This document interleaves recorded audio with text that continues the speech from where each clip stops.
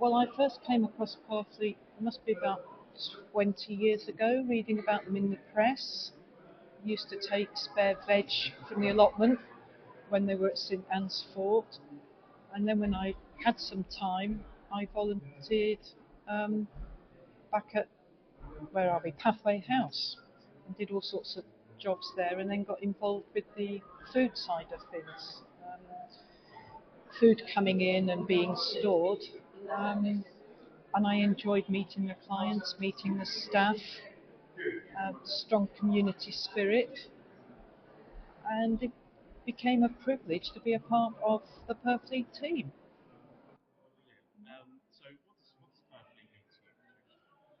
Um, well, I think I came here to live in Norfolk 6 years ago, and I was looking for a charity to work for voluntarily because we've lived abroad in Africa, where obviously you're face to face with a lot of poverty, a lot of need.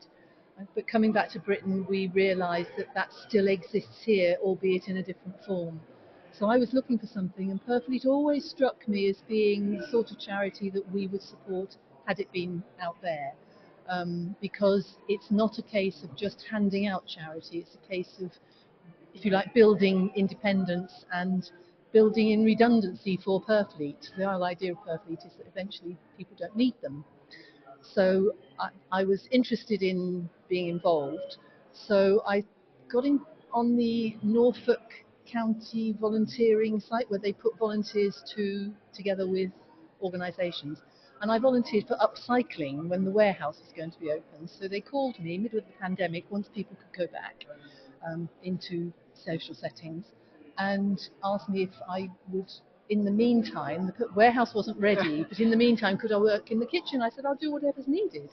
And I've never left the kitchen. So I now volunteer on a Tuesday and cook lunch. And it's very rewarding. It's tiring, but it's rewarding because as long as I remember, and I don't always remember, that people are there because of a whole variety of needs that I will never know.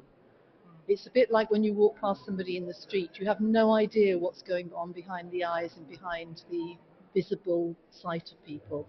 And that's very much true of the clients at Purfleet. And as you say, Anne, I think it's a privilege to be part of a team that can see that, and I can identify with that.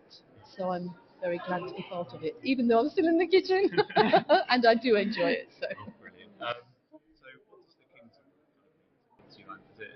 Well, yeah, it's the recognition of what Purfleet are doing, and like Patricia said, the whole idea is to support these people to get them back into a very different way of living, of independence.